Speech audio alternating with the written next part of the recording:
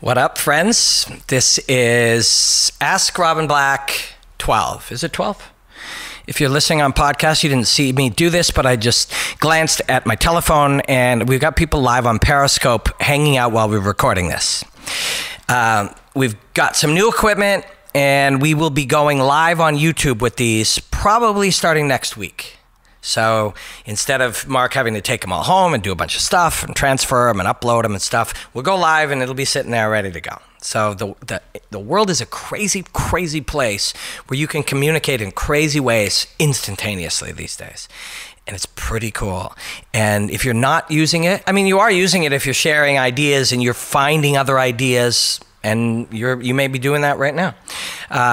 But we're living in a golden age where you can learn stuff all day, every day if you want to. So Ask Robin Black has been a true pleasure for me. And not just fun, it's been really valuable. It's my job to keep exploring fighting. That's what I do. And I probably shouldn't even say it's my job. It's just what I do.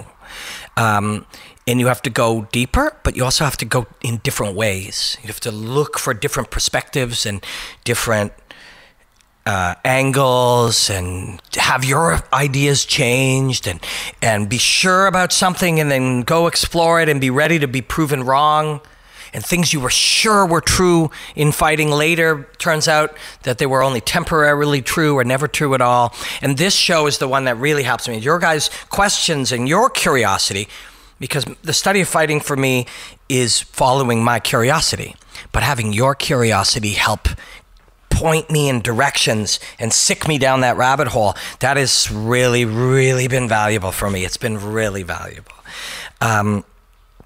Today I went, and today when we're doing this, it's Tuesday. When you're watching this, it could be Blurt Day. You know, they might invent new days at some point, but it could be any day or some day yet to be invented. But today I went, and every Tuesday, Wednesday, and Friday I go to Bang Fitness and I do, some powerlifting and then some conditioning. Today I did a little Olympic lifting. And then today I went and did some rolling jiu-jitsu over at Balance MMA. If you're in Toronto, I'm going to go there noon every Tuesday and Thursday for the next few weeks, or as long as I'm in town. I would hope, fingers are crossed, that every Tuesday I might be out of town with a job. But as of this point, my phone has not yet rung, and I don't yet know who will have that Tuesday job. But if that were to be me, I won't see you there Tuesdays. Otherwise, I will. But man, gi jiu-jitsu, I've said this a lot of times, but I was thinking about this when I left there today. Please go study martial arts. Please. And you don't have to do it right away, although you can, particularly jiu-jitsu. You can go today. It's not scary. Of course it's scary. I was going to say it's not scary, it's not intimidating. It is scary, and it is intimidating because it'll be frightening to you. But once you leave there, you'll go, geez, I didn't need to be scared or intimidated. And a lot of things in life are like that. You're pretty sure they're terrifying until you go there and go, why was I so frightened of that? That wasn't at all. But the studying of the martial arts and learning and using your brain in this way, in connection with your body, solving these little problems. I was talking about it with the guys there today. It was such a pleasure over there. It's on Dundas and Dover Court. So if you're in Toronto, check it out for sure. I think they have more black belts there than most gyms now. They've got quite a number.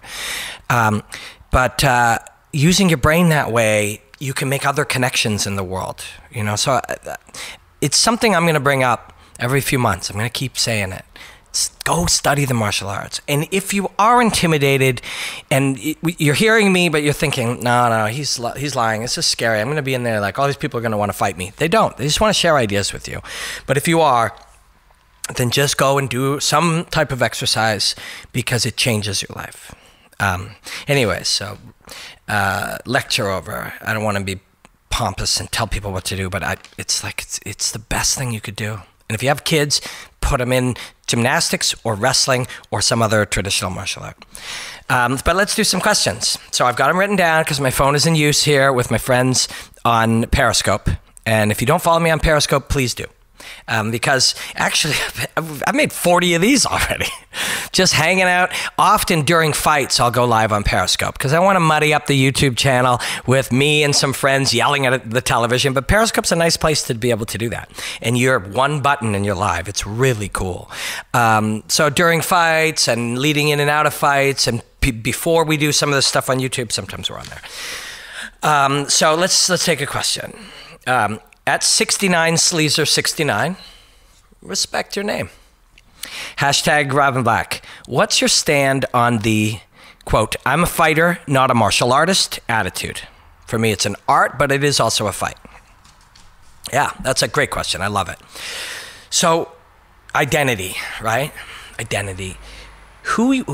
And I'm going to paraphrase. Bruce Lee said this, but this has been said by many great men. Winston Churchill, all kinds of great men. A man is what he believes he is. And so, again, that is paraphrasing, but it's a concept that has been passed on by great men in the past for years that we're repeating. What a man believes he is, you know? And you know that's true. You know that's true. If you are like, oh, God, and many of us have been through this, and sometimes these identities are brief, sometimes they're rooted, sometimes they get rooted so hard, they take a lot of work to get out. But if you're like, man, I'm not afraid of anything, or I'll try anything once, you will. You say that, nobody makes that up. Actually, should I say nobody makes that up? Not a lot of people make that up. You know, why would you? If you're afraid of things, you wouldn't tell people you try them, you know?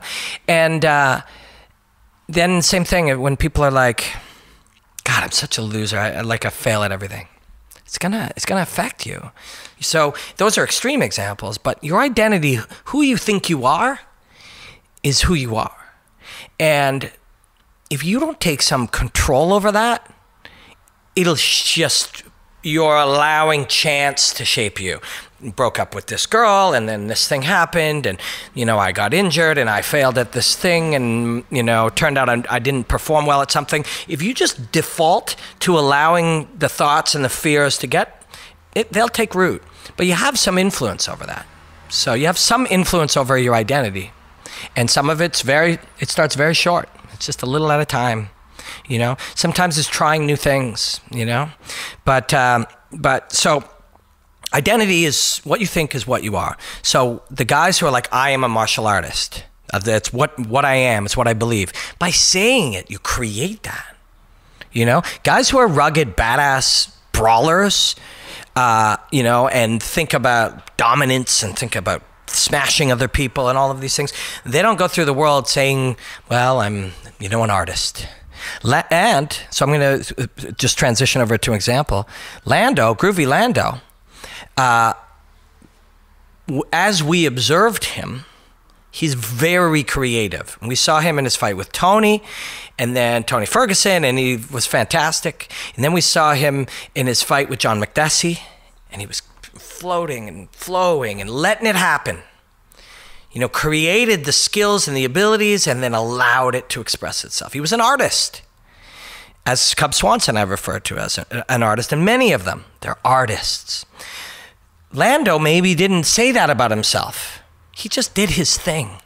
But as people started saying, Lando's an artist, he's so creative. Brandon Gibson told me after that loss that he suffered after the McDessie fight, was that went back and they sat and they were like, maybe we're thinking we're too far up on our own asses with this creativity and artistic expression thing. And if we're not winning round 3 because we're not in shape, this sort of, getting to the gym and trying to allow our creativity to break free and come up with it, those things are all so important and they're so a part of him. But his identity became so fixed in being an artist that they actually said, and Brandon's a brilliant coach and Lando's a brilliant fighter, and you see that relationship is really great. They assessed that the things that made him successful, getting fight bonuses, getting $50,000 bonuses, and building an audience of fans that loved him very quickly, was all that free-flowing creativity. That was his identity. But he became so rooted in that identity that then he wasn't quite as athletic as he used to be. He wasn't quite as much of a rugged fighter as he used to be. So what I'm kind of getting at is, we're here, it's like, I'm a fighter, not a martial artist. Phil Davis and Ryan Bader, if you really sit down and you chat with them, they just fought in Bellator the other weekend. You sit down and you chat with them, and I've chatted with Phil a few times. I really like Phil Davis, and I love watching those guys fight. I love it.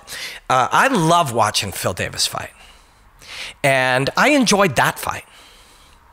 Those guys are athletes, right? And I don't know Ryan other than watching him and being a fan of his work, but when you talk to Phil, he's an athlete, and Dan Cormier too. Dan Cormier, I saw him at Fox, and so you get a green room, and sometimes at the higher levels you get your own green room. You get your own changing room or green room or wardrobe room. Fucking Cormier called it his locker room. It's like, oh, I gotta go send that thing over to my locker room, and everybody laughed. But it's like, the environment that he's lived in his whole life, that's a locker room. That's where you go and you put your singlet on in the locker room. Or, with the job he has now, you go and you put your tie on in the locker room. Those are athletes. Those are like wrestlers, collegiate athletes, training in an environment of athletic endeavor, getting stronger, getting fitter, pushing it harder, learning more. And so that identity, once you start to see it, it is as obvious as, our old ideas of calling someone a striker and someone else a grappler. Or that's a jiu-jitsu guy and he's doing Muay Thai. These are pretty old concepts. I know they're still used, but it doesn't mean that's really how people are perceiving fighting, or it's not really the reality of what it is. But these identities, once you see them and you start to look for them and you can identify them, they're just as real as, the styles. And they shape and they blend the same way that the styles once did. The jiu-jitsu guy learned wrestling. And, when I was at jiu-jitsu today, which was so fun, there were moments where, as I was playing, and it was very free flowing, and everyone was a little better than me, which is great. That's what you want. There were times where we'd be in a position, I'm just like, this is just a double leg. This is just pressure on the leg. But in a jiu-jitsu environment, that feels weird. I'm wearing a gi. I'm doing jiu-jitsu. This is a jiu-jitsu thing. And all of a sudden, you go double leg usually from the knees, as you kind of come up in the knee to that knee, and you have this sort of dogfighting kind of position, and you just go double leg. But your brain, because you trained it separated, I had to snap into wrestling mode. Young fighters don't do that at all. That doesn't exist. They don't care that this was taught in a gymnasium at a college and this was taught in a gi in Brazil. They don't give a shit. It's all just fighting. And so it's become so blended now that outside of the true specialists and the Damian Mayas of the world, the real young fighters are real blends. And when we talk about the separated nature, whether we're talking about it in the fight, oh yeah, so he's showing great Muay Thai. It's not Muay Thai. He's never trained Muay Thai. He's just a fighter. And so we still look at it that way and we still communicate. So the game's changed dramatically, but the way we talk about it takes a little longer. So no big deal, no harm, no foul. But the way that those took a while to blend, you start to see these identities starting to blend. And they'll be at different times just the right recipe, just the right stew. In a stew, if you add way more mushrooms, it's weird. Let's go chili. So you got a chili. Chili, you know what a good chili is. You add way more corn to that chili, it's weird. It's not really like a balanced chili anymore. You add something odd things, water chestnuts in there. Oh, that's interesting. Changes it slightly. The chili of what your identity is as a combat. We're going to need a new word here. Because if we're trying to talk about, I'm not going to use well-rounded. That's old. That's old. We use that. Joe invented that, or somebody's brought that up. That's all. It doesn't have to be the word forever. We don't need a well-rounded, combat identity. We need something else, because I was going to say, the right blend for the athlete? Well, no. The right blend for the artist? No. Combat sportsman? Whatever that is, fighter? We don't need it right now, but there needs to be the thing that is artist. I don't know. I don't know what the full mix is, but the bits and pieces of all of those. Jorge Masvidal is an artist and an athlete, and he's a fucking fighter, right? You talk to Cub Swanson. I was sitting there in Albuquerque with Cub Swanson and Carlos Condit as they told the stories of their first fights, and one of them was in a bar in Tijuana, and the other one was in a dogfighting pit, and they were like 17. You don't do that unless you're a fucking fighter, and yet they're two of the best martial artists going. They're also combat sportsmen. They've also become great athletes. So what is the big picture? I like martial artist as the full picture, that, the martial artist, part artistry, part fighter, part combat sportsman, part athlete, other. What else is yet to be brought into it? Human kinesthetic mover, all of those things. We bring them all in the same way that we brought in once upon a time boxing and wrestling and jiu-jitsu and whatever. The mindset, the understanding, the identity of those things. So this is an ongoing conversation. It's one that is going to be, we're going to be watching, and we're going to be studying, and we're going to be looking for. The truth is, whatever is the right mix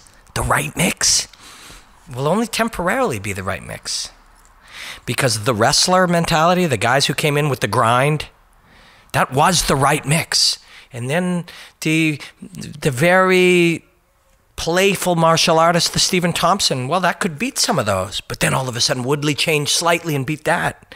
So, and all of these things change so much. You see these rules, oh, you always punch with a, box with a slugger, and the pressure fighter beats this, and this is bullshit. Don't buy into any of that.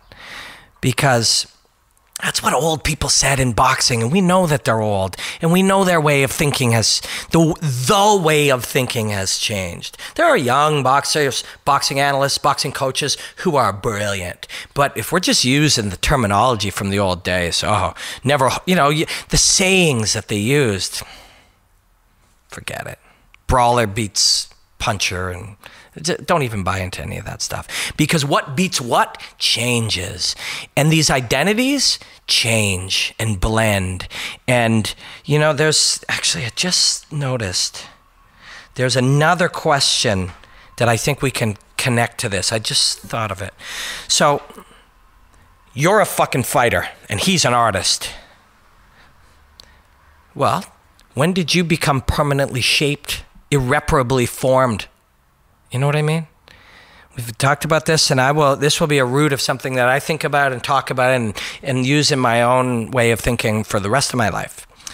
The fixed mindset versus the growth mindset. The fixed mindset says, this is what I am. I'm this good at jiu-jitsu, and I like this kind of coffee, and I think boxer beats brawler, and fixed mindset. That's not true. None of that is true. The growth mindset means wherever you apply yourself, you can create change. Is there anybody that doesn't believe that? Is there anybody that doesn't believe that where you apply effort, where you apply study and deliberate practice, that you can create change? Because it's fucking true. Right? In fact, they're learning more and more about the brain itself, your actual gray matter, the biological shit inside your skull that makes all this stuff happen.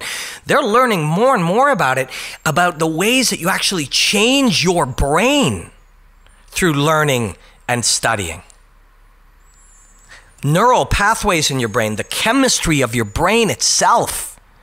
Now, science, at one time they thought we were shaping our brain only to 8, 10, 12, whatever years old. At 60, by playing piano, you can change the chemistry of your brain, and then training it long enough, you actually change the matter of your brain. You make axons and dendrites and connections, change the synapses. I'm just listing off the things. Axon, dendrite, synapse space. You create neural pathways in your brain itself. It's not like a philosophy. Oh, you gotta have a growth mindset. I mean, it is, but it's not just one. There is full on the entire length of human history that has been done and built on everything we've learned to understand your brain. They now know you reshape your brain itself with effort and with practice and with study.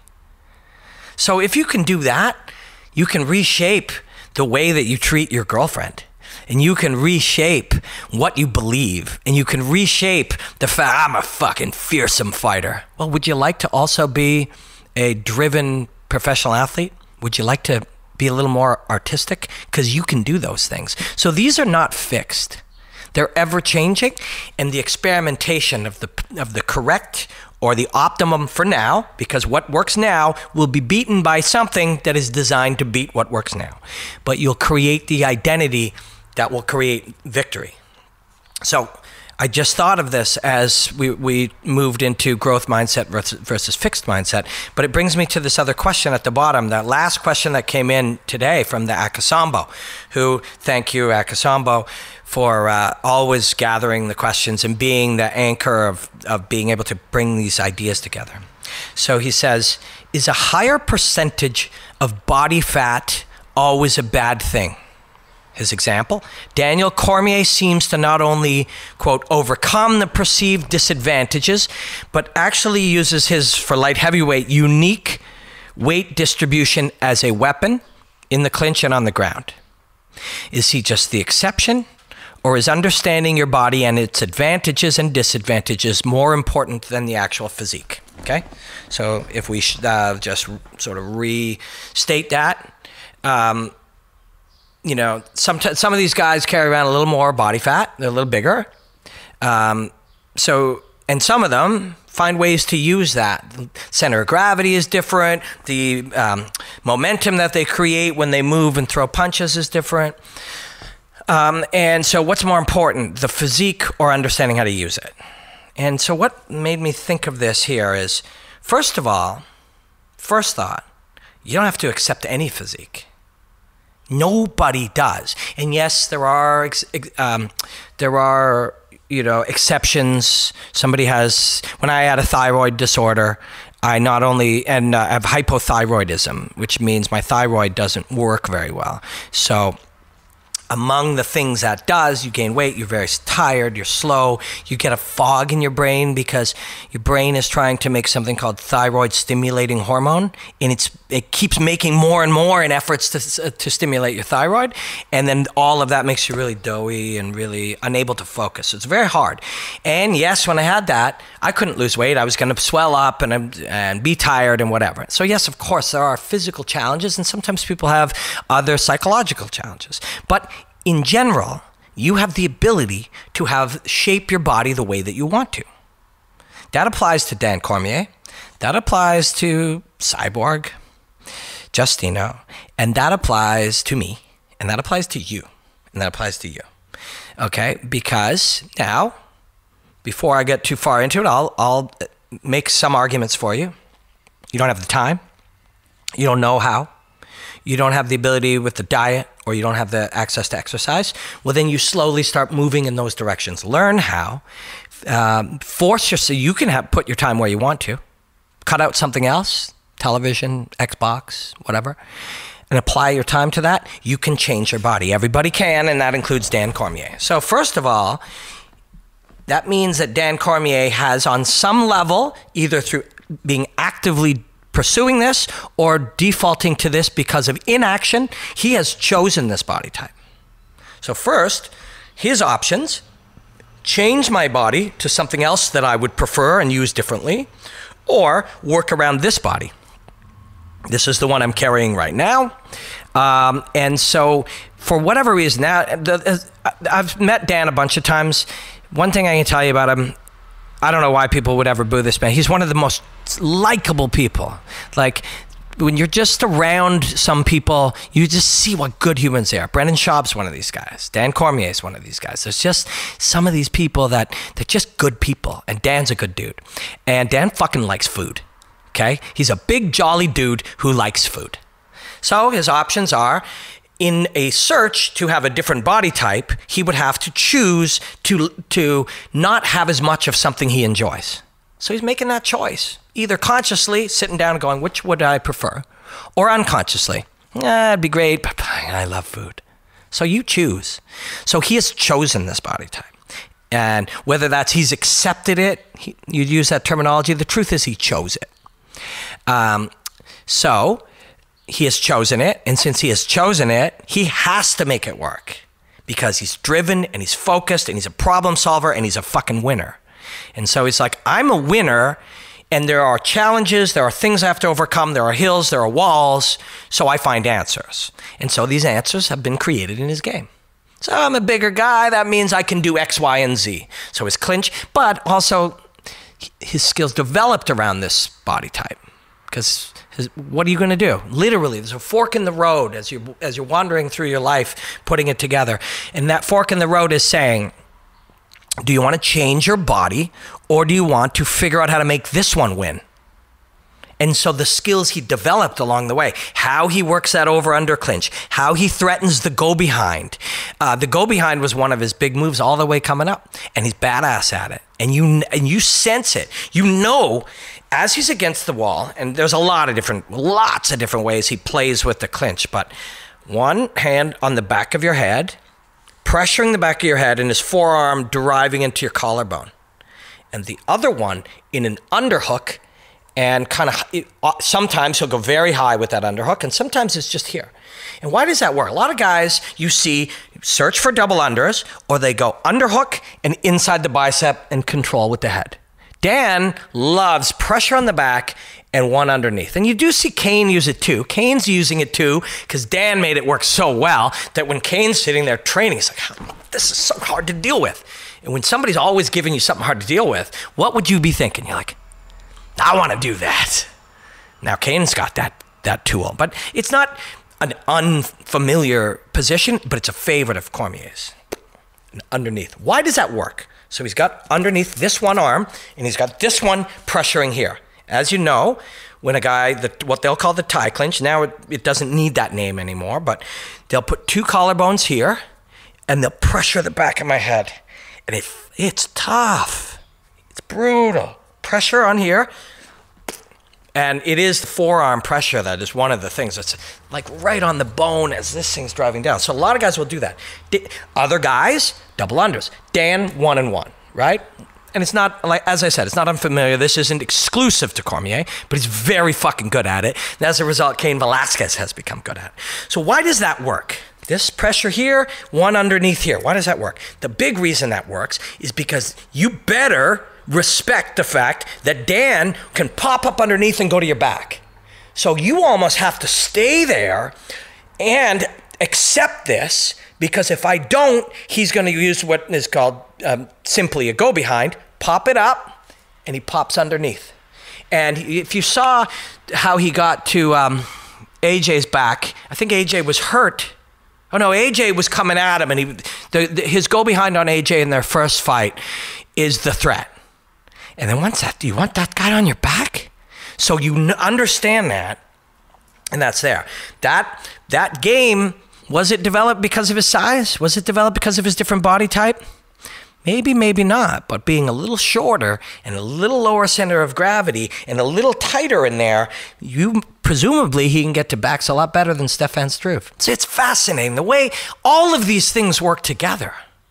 So the answer is so often, and it's become a very difficult part of telling the truth about this job, about this art as a job or calling or passion, whatever.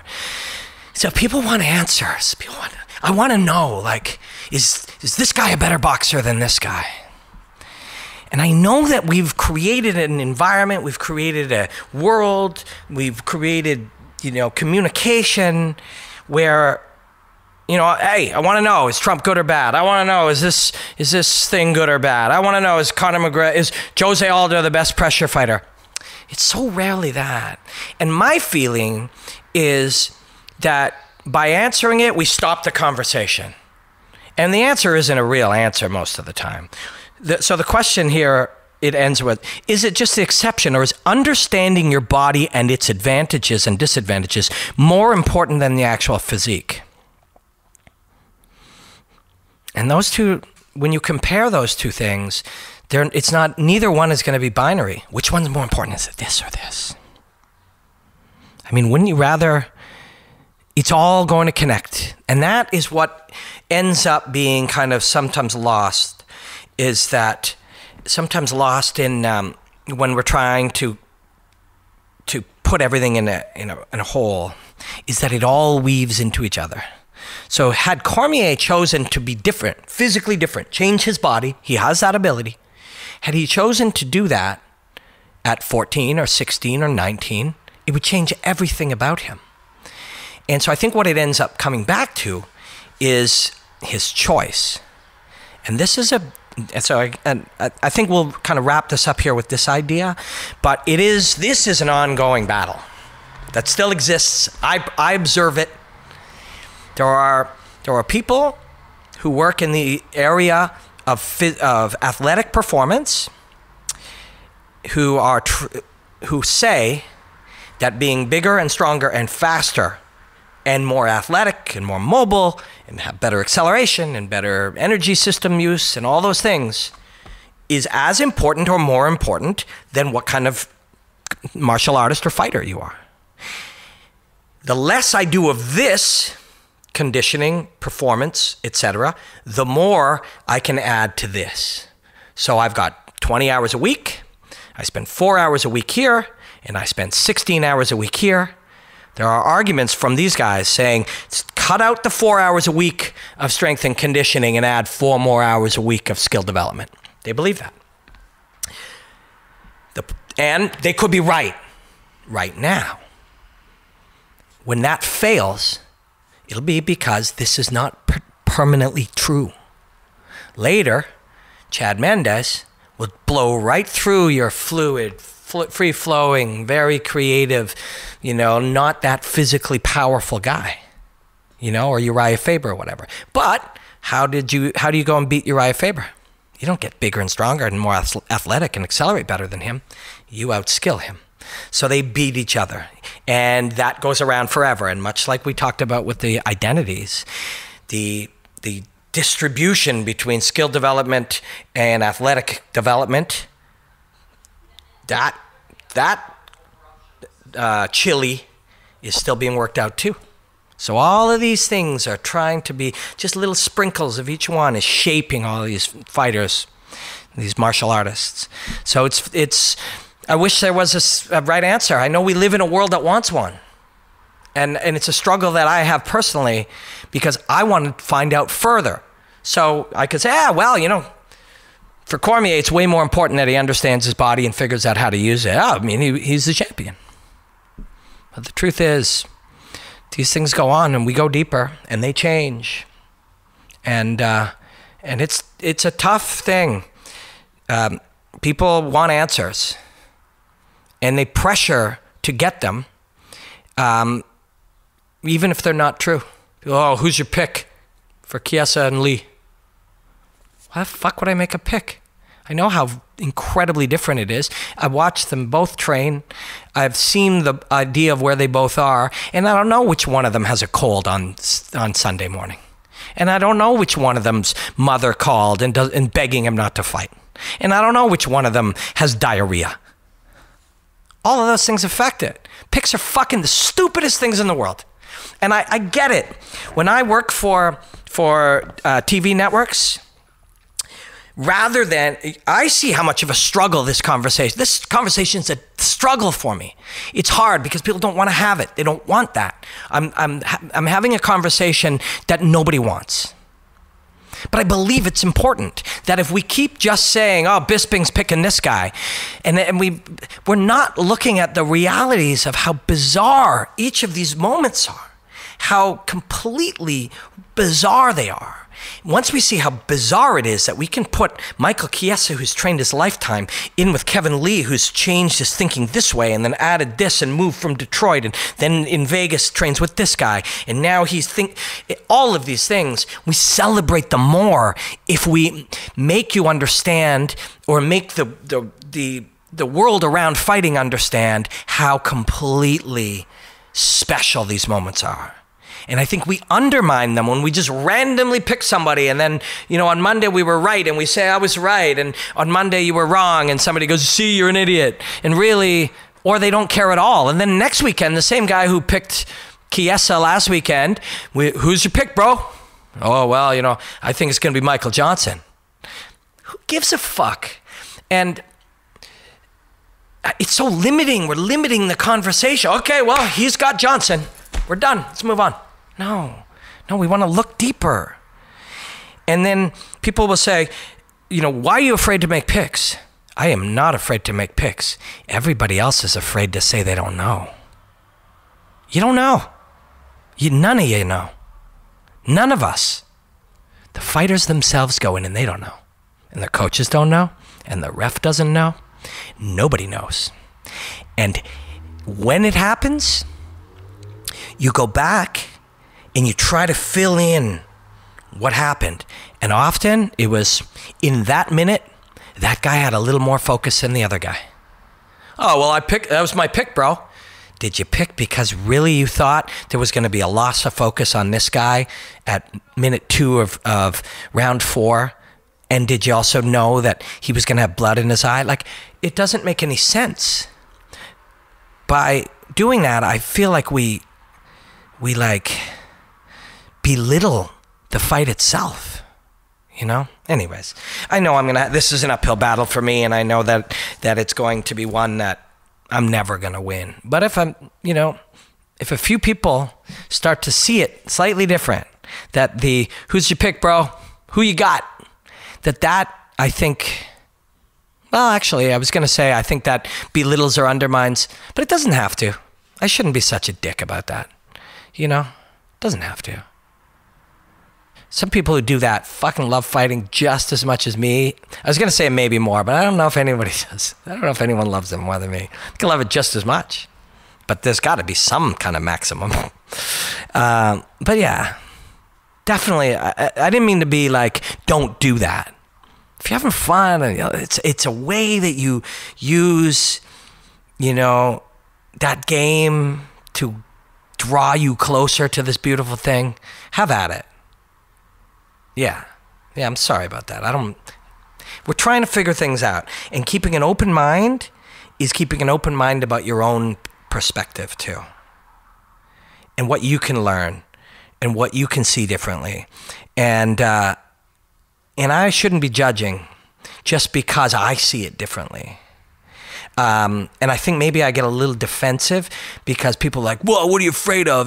And the weird one for me is they're like, you're afraid to take a stand because you'll have to defend it. I would never defend the wrong stand. Mark and I were talking about that in the car. You gotta be ready. Search for being wrong. You gotta embrace it.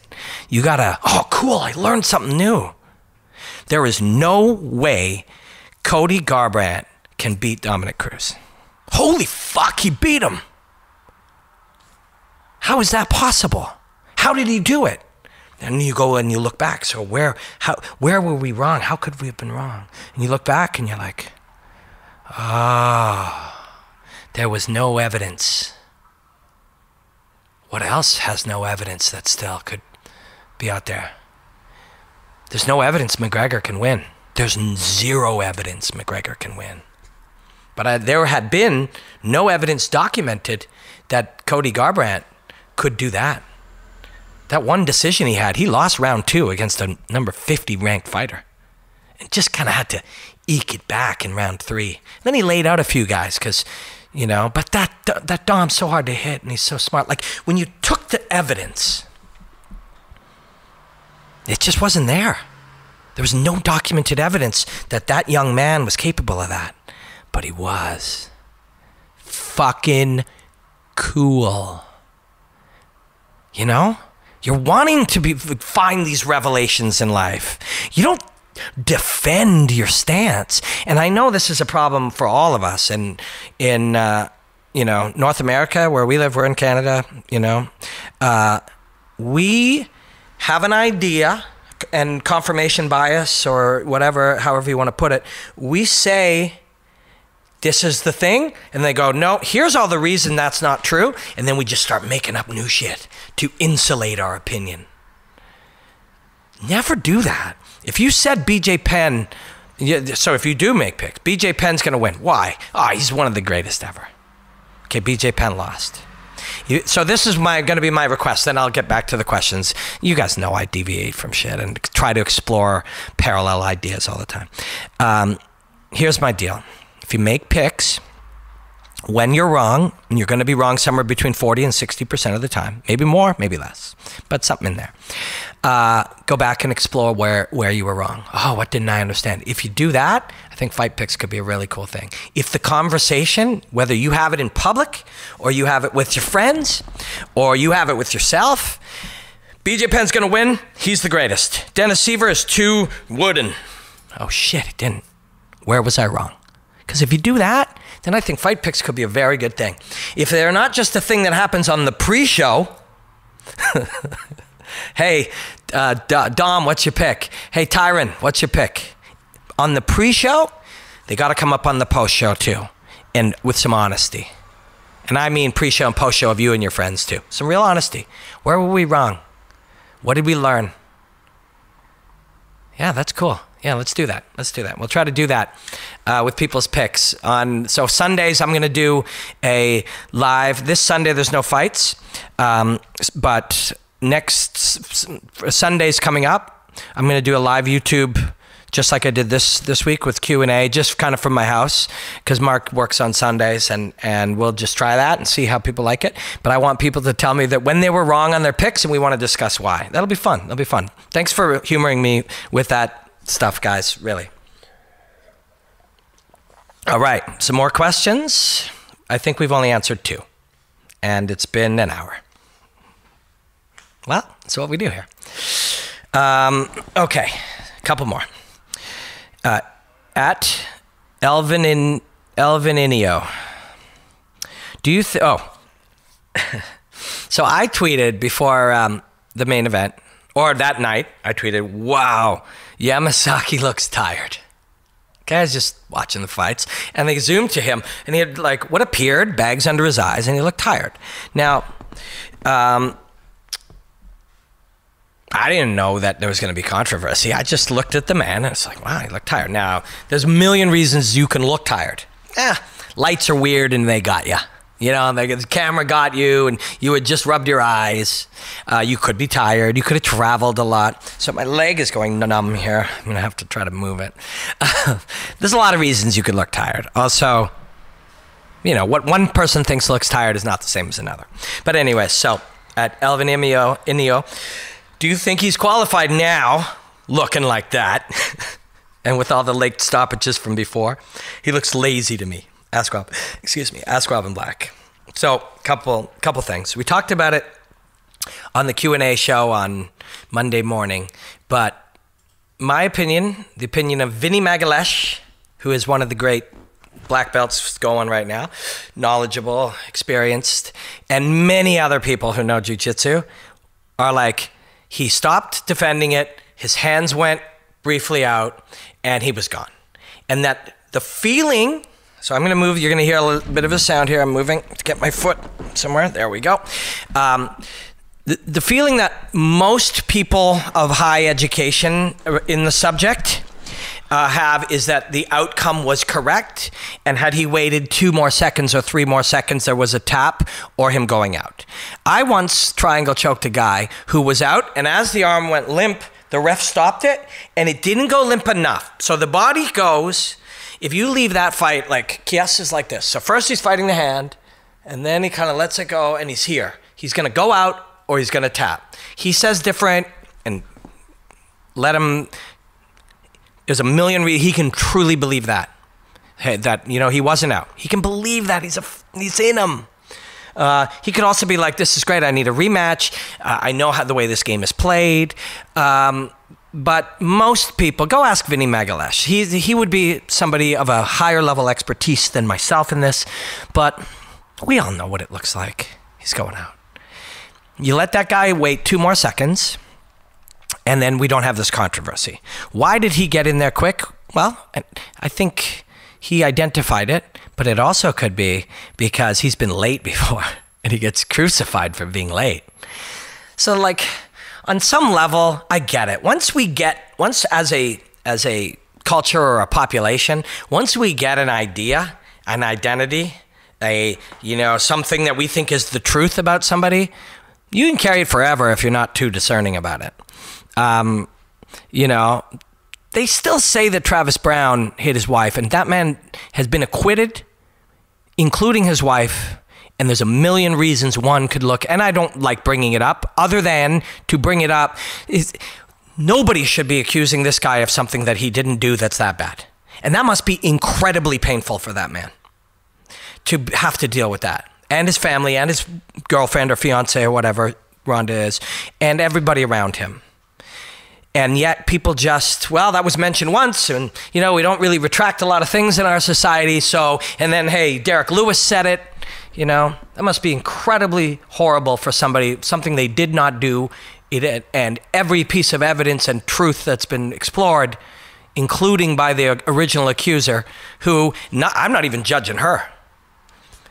If my wife left me for Tom Cruise, I don't know what kind of shit I'd say about her in the moment. You know what I mean? So I don't even blame her at all. We're humans. We do these things. So people are saying stuff like that. Anyways, so Mazzagatti. And I've,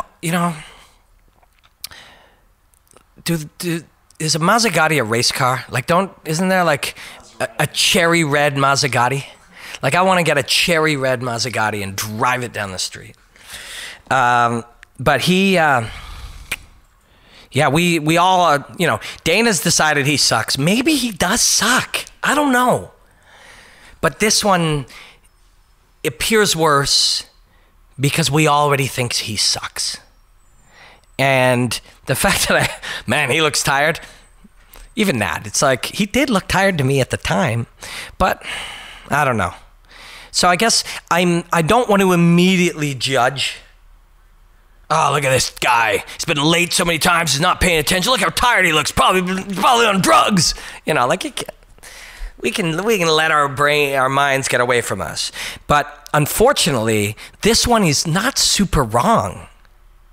And I know, and I don't mean, I admire Michael Chiesa, and he's the type of guy who truly could believe it's like, I was not out, this is unfair, and don't judge him. Don't judge him. But this one's not so bad, Anyone who knows that when the guy goes like this, that's evidence that a lot of refs will stop it there.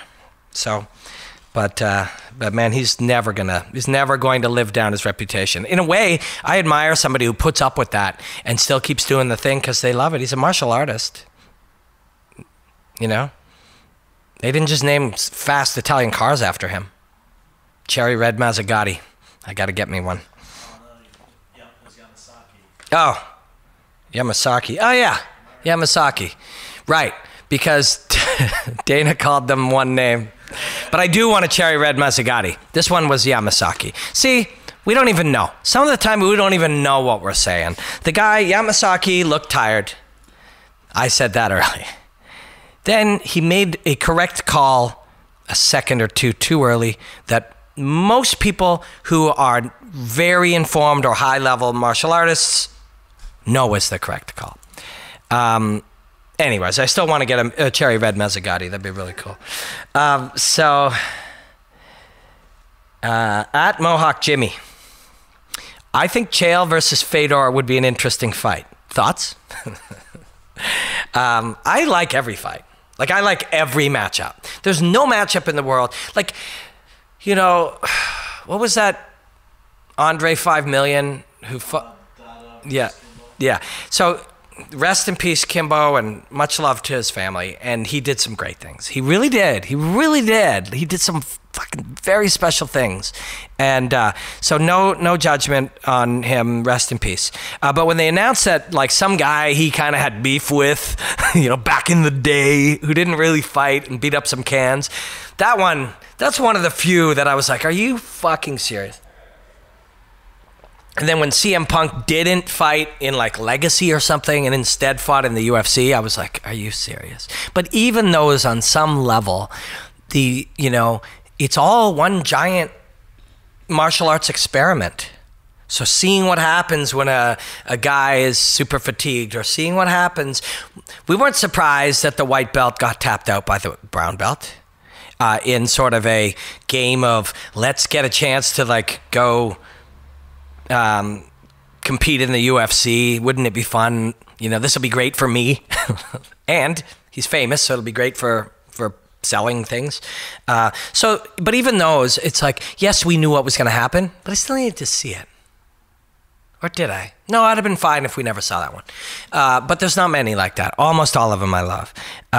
Fedor versus Chael. Somebody was like, did it make any sense for Chael to call out the loser? Shouldn't he have called out the winner? It's like, Chael just does whatever is going to work. You know, Fedor's a bigger name than Matt Mitrione. And even with the win, that's true. That's just life. Interesting part. So Chael had a great fight. Smart. You know, did it exactly the way where it played to his advantages. It was great. Fedor, of course, the fight with Mitrione, the double knockdown, very rare, particularly Southpaw versus Orthodox.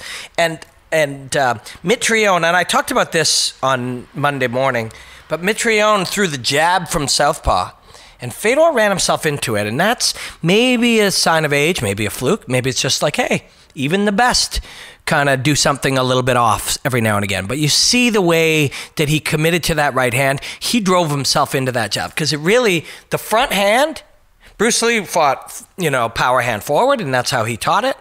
But Mitrione, I believe, is actually left-handed, although it's just hitting me now.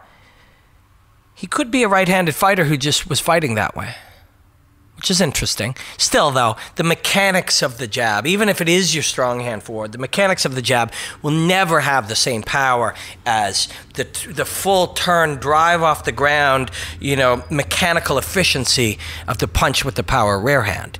But if I drive my chin into it, which is what Fedor did, and that's rare, to see Fedor overextend and kind of put himself in jeopardy, rare. So at 40, I don't know if that's what he is now or not. We don't know. And even if it is, could he still improve? Of course he could. We were talking about that. We've been talking about that all show. You can improve things. There are people. Could Fedor make himself faster at 40? There are physical limitations. Could he make himself smarter? Of course. Could he get a better vision for the game? Sure he could. Could he use his veteran knowledge to play tricks and be better in that way? Of course he could. There's always things you can do. There's 70-year-olds who are learning things still. There's 90-year-olds who are learning things still. But there'll be physical limitations. So, but yeah, I'd love to see that fight. I like them all, though. And I love Chael. Chael's a really, to know Chael even a little bit is to love Chael. He's a very sweet, sweet man in real life. The games he plays are not a reflection on who he is as a human being. Maybe he wouldn't want me to tell you that because he kind of likes it. He has fun with the Chael shtick, but Chael is a very sweet human being, a very good person. IRL, Look at me, all fucking 16 years old. Okay, so we got a couple more. So the Akasambo gave me one. Akasambo, please put this one on the front of the next Ask Robin Black. And this is, how important is a personal connection, in brackets, friendship, between fighter and coach? Is a friendship necessary to be successful, or can a good working relationship be just as effective? Ask Robin Black. So let's put that on the very front of the next one. Next time you gather for Ask Robin Black 13, let's open up with that one, because I got a couple things I want to talk about with that. And maybe before that, I'm going to try to call up Dwayne Ludwig and get some thoughts from him on that. Because he's one of those guys. He has a real cool connection to TJ, and I want to ask him about that. Maybe there's a way we could record it over Skype or something and then drop it in, Mark? Yeah, we'll try to explore that. So please put that on the front. And then, so we'll do one more, and then we will peace. And my friends on what's this thing called? Periscope? Thanks for hanging. It was correct. It was Chiesa's response that got people riled up, is what my friend Queensbury is saying on. Yeah, and Chiesa's, there's many reasons for a fighter to do that thing. He could truly believe that he got ripped off, that he should be able to go right to the last second. He could also just be playing it. I don't know if you guys noticed any sort of technical interruption there, but if you did, just had to reset something. And get to our last question. It's really fascinating how quickly, one, how helpful people are, and how they're completely fine with things like little weird changes, or when I've done my own kind of YouTube live, people are like encouraging and like, oh, don't worry about that little mistake. It's so fascinating, because television for so many years was about trying to get more and more perfect and more. I don't know why that was. You see it in, of course, a newsroom. You know, everything's got to be perfect. Then we got to say it in such a way, and then make sure our language goes a certain way, and then we'll get the cut and we'll light it. And I don't think we care. In fact, I think it made sort of a non-human vibe. It sort of created an inauthenticity that now, when we pop up on Periscope, or we pop up and chat with somebody on, like, you know, YouTube, or somebody does a podcast and they speak like people. You know, you put on your podcast, you put on Joe, Brendan, and Eddie, and they talk like a bunch of friends hanging out talking. And we were all like, wow, isn't it cool? They're talking like humans. It's like, everybody talks like humans, except for people in most weird television shows. So that became, I think it just refined and refined and refined until it was so bizarrely inhuman. So now, this environment, people are cool with it.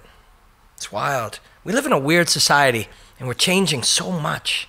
But anyways, tangent over for now.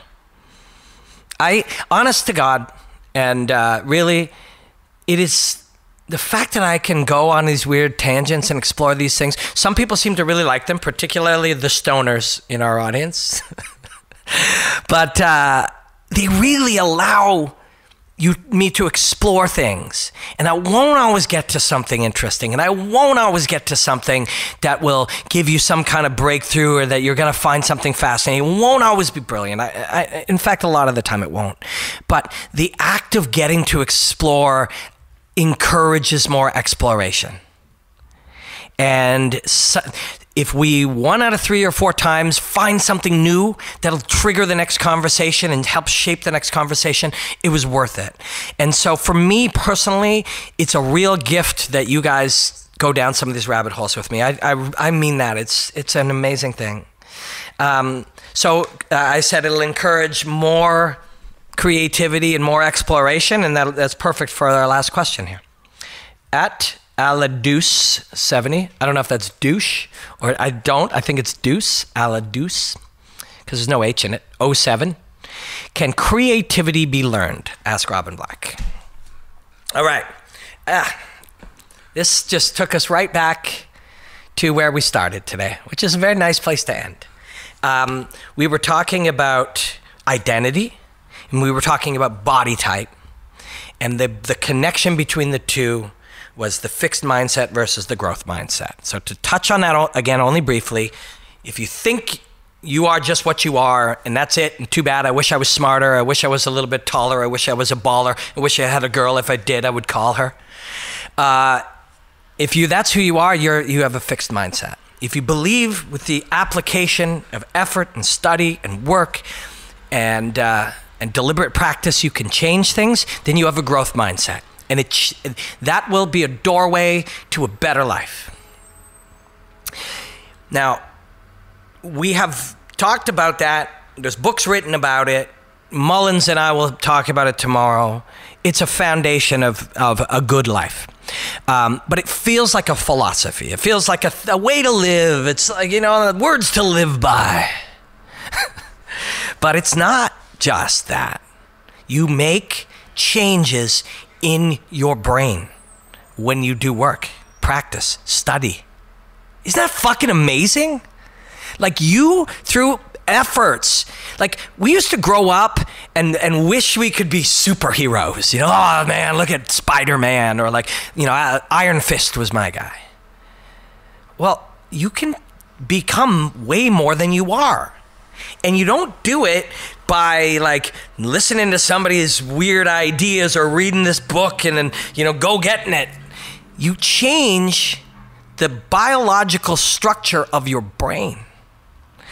Now, creativity, it said learned. The question was, can creativity be learned? I think a better way we'll put this is, can creativity be trained?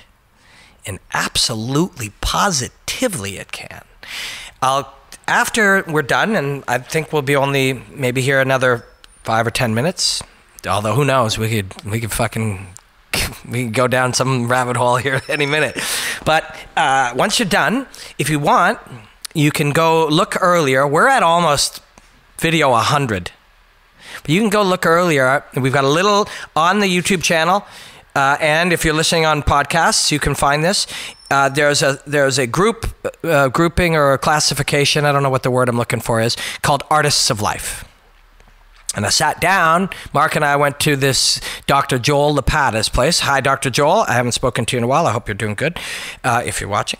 And we went to his place, and we hung out, and we chatted. Dr. Joel Lapata has done very applied research in the areas, he's a PhD in psychology, in the areas of creativity in the brain. Episode 4, Mark just gave me episode 4 of Artists of Life. And so he did research into and some of it was brain mapping and imagery and stuff, while jazz musicians improvised and explored things and studied the brain and the activity of the brain during creativity and during training creativity. And what he has discovered, and there is lots of papers, lots of research on this, and the more you look, the more fascinating it becomes. My friend Tracy Trudeau, hi Tracy, she also has done a lot of study in this area with children coming up, and 100% you train creativity. Now you would ask yourself how. There's lots of ways. Improvising and doing is a big one. Things you can start right now though, things you can start right this minute. Reading is of course great, getting different ideas, and reading more than one book at a time is a big one apparently. Being able to connect these ideas in different ways. But every morning when you get up, and try this, and if you do try this, please let me know how it goes or what you think about it. So what we do, I've got this phone here, what we do often, it's gonna take you some work to not do this. It's a habit, some would say an addiction. We get up and we grab this phone and we bring it over and we check something. Some people it's Instagram, some people it's Twitter, some people it's email, some people it's text, but we do something. Input, input, input, input. Now there are people who, they say this is our modern society and this is how it's done. And jury's out. But then there's a lot of research, including Dr. Joel's and some of the most educated people in creativity, and they talk about waking up with output. So you gotta take a whiz, great, okay? Or you drink water, great. But within those first few minutes, outside of those necessities, have a piece of paper somewhere and do what they call a brain dump. You don't have to write anything. You can draw, you can sketch, writing is what a lot of people talk about. Anything. Whatever. Don't think, write. Some people sit down before bed and they kind of give themselves a topic, but a lot of people just write. Whatever you're thinking, whatever you're feeling, whatever comes out. And you can do that for a few minutes, brain dump. It's something that freshens up your ability to train and learn and improve your creativity that day. There's lots of other things, improvising, exploring a musical instrument, martial arts, all of these things train your creativity. And a big one is meditation. In fact, so what is creativity? Now, I'm going to rephrase a few of the things that Dr. Joel told us, but that there are aspects that you will train also. There will be an amount of creativity that you have through whatever environments you've been in, and potentially an amount you can improve, and maybe even a maximum amount genetically. Doesn't mean you can't improve it, doesn't mean you can't go further, doesn't mean you can't grow it, but some super creative people, they'll grow their creativity even faster than others, but that's okay. Some people will be able to lift way more than you, and some people will be able to run way faster, and some people will be better at math. That doesn't mean you don't train it. You can train it. And the maximum creativity, the duration of your creativity, how long you can stay in the creative process, and a lot of it has to do with flow. That state of flow, something we've discussed a lot of times here. We'll discuss it a lot more. But so you're training the focused flow, okay? And how long you can stay in that creative state, that can be trained as well. And meditation is a good way to train that. Today, I was saying earlier, please go study a martial art or do something physical. Even more important, I believe, than that is go try meditation. Just go try it. Once you meditate 10 minutes a day, and you get into day 20 and day 30, you can focus meditation for the purposes of improving certain things. Focus and creativity are two of those. And there are ways of training creativity through visualization and focus through moving and flowing visualization, and they work. They work. So these are just a few ways to train creativity. If it's something you're really interested in, there's books on it. There's all kinds of, please go back and watch the hang we had with Dr. Joel Lapata and work on it. We can improve anything in the world that we want to improve. And if creativity is one of them, yes, that one is one too. And you don't have to improve it all at one time. Doodle some shit. You know what else? I just remembered one that I hear that there's some research on. Listening to the same song over and over again while being creative apparently is something. So please, if somebody wants to just look into that a little bit and leave it in the messages below in the comment section, that would be really cool. But something about the act of listening to the same song over and over again can help stimulate the creative process. But it's been a really fun one today. It's been really, really fun. Long, hour and a half. It's a real pleasure. But if you are so inclined, people are crowdfunding us on Patreon. It's patreon.com/Robin Black. And it's really appreciated. It really helps us a great deal. If that grows enough, we'll spend every single penny of it now to fly Mark and I down to places so we can get these hotel hangs and we can get these shuttle wrap-ups and we can get these brunch things. And people have been cool. Some people give us $2 and $5 and some people gave us $100. It's wild. But if this is something that grows enough, I'm going to spend every single penny on it going and getting the cool stuff out there in the world. But thank you guys so much. Thank you for spreading the stuff and sharing everything. Thanks for my friends on Periscope too. Ramdeen tomorrow. And Mullins, when they come out, they'll be within a day of this. But thank you guys so much, as always, and black out.